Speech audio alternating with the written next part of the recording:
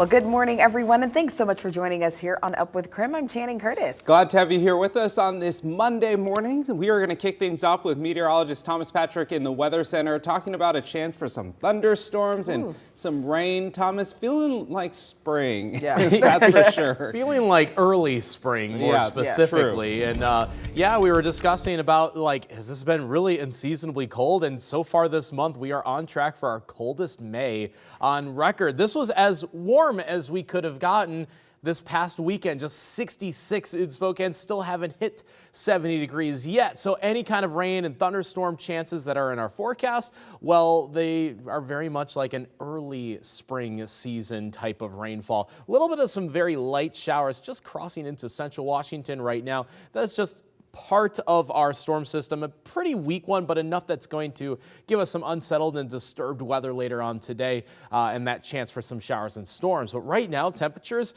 are kind of all over the place, as cold as like 36 in Deer Park, 32 out of St. Mary's.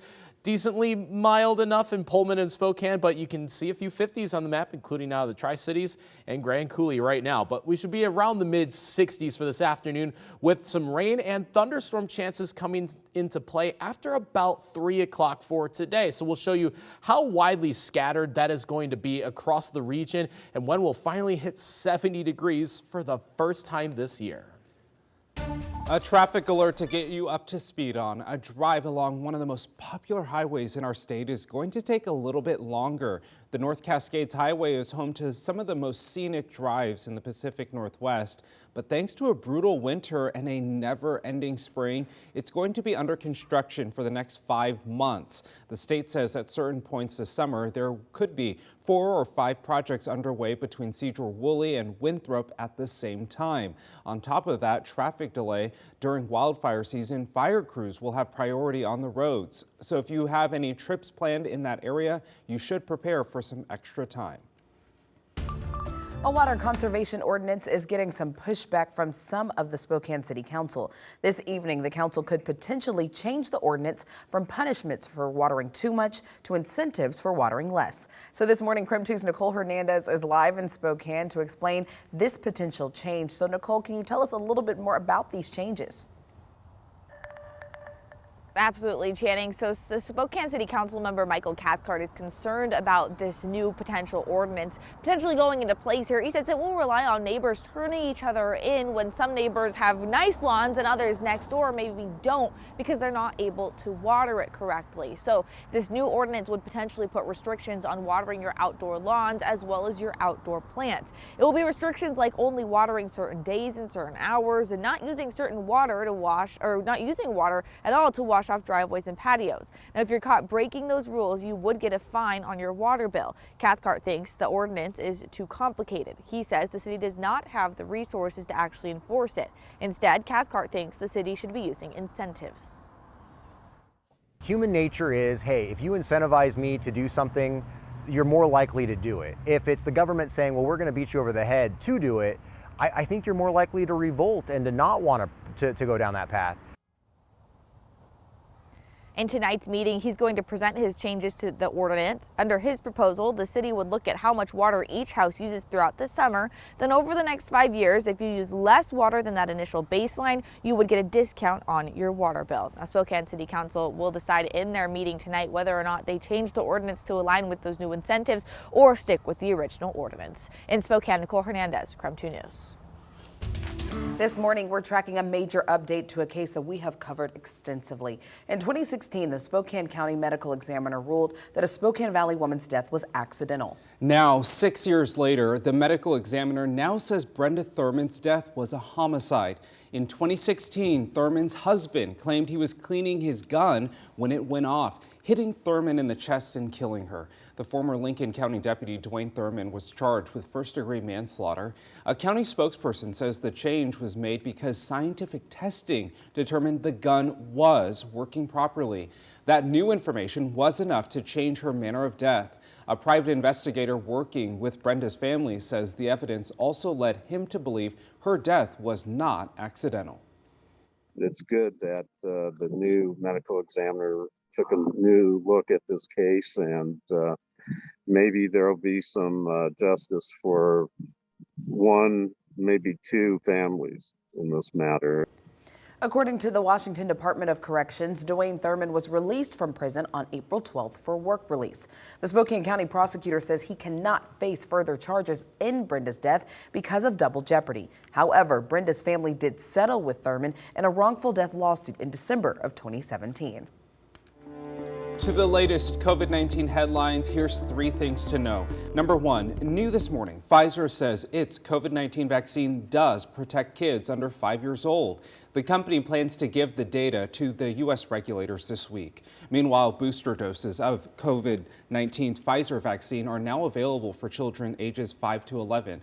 The State Department of Health expanded booster eligibility following guidance from the FDA and CDC.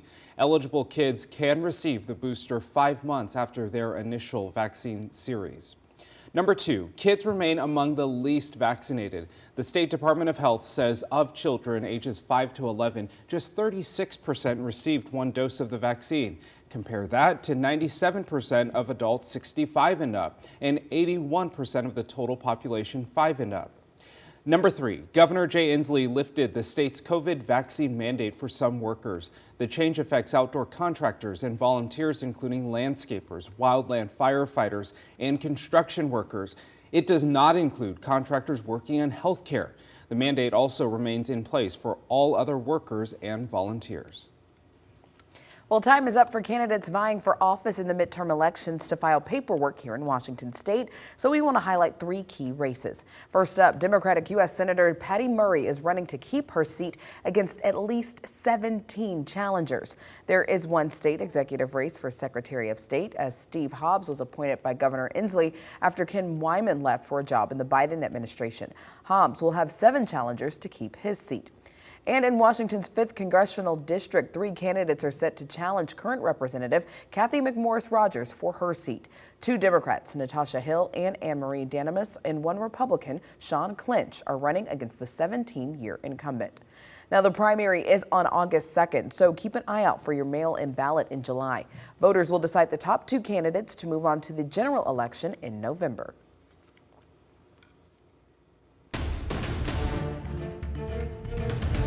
Well, it is time now for your morning rush. More news in less time. A block remains in place for Idaho's abortion law. The block prohibits enforcement of the new law that allows private lawsuits as a way of enforcing Idaho's ban on most abortions. Planned Parenthood filed a lawsuit challenging Senate Bill 1309. It was set to take effect last month, but the Idaho Supreme Court issued a block until they hear arguments in the case. A new tourism initiative is being launched in Idaho. The campaign is called Travel with Care. It's broken down into 3 pillars, which are caring for yourself, caring for others, and caring for Idaho. It reminds travelers of the importance of staying safe and being respectful of keeping Idaho's spaces clean. Well, heads up, a recall alert. More than 40 varieties of Jif peanut butter are recalled due to potential salmonella contamination. So here's what we know. So far, at least 14 people in 12 states reported being sick, and 2 of them were hospitalized. 1 case has been reported here in Washington state. For a full list of recalled products, you can go to our website, krem.com. And the UFC announcing Spokane native Juliana Pena will defend bantamweight title on July 30th in Dallas. Now, it'll be a rematch against Amanda Nunes. Pena pulled off one of the biggest upset victories in UFC history the last time the 2 fought. The fight between the 2 will be the co-main event. And that's a look at your morning rush. Yeah, our housing choice voucher program was last opened in early 2016. We opened it for a week, got about 5,000 applications. The inland Northwest is booming, but that's not always a good thing. Still to come on Up with Krim, we're taking a look at the lack of affordable housing options in Spokane. And here's the one thing you need to know about today's weather. We'll be tracking another day with scattered showers and scattered thunderstorms by the afternoon hours. We're timing that out in your forecast after the break. Well, it is time for your wake-up call. Coffee and tea have some major health benefits, so I want to know which one you're choosing this morning for your morning pick-me-up. Text us at the number 509-448-2000 or use the hashtag #UpWithCreme on social media. Let us know which you prefer. We're talking about a new study linked to your morning boost. That's coming up in our next half hour.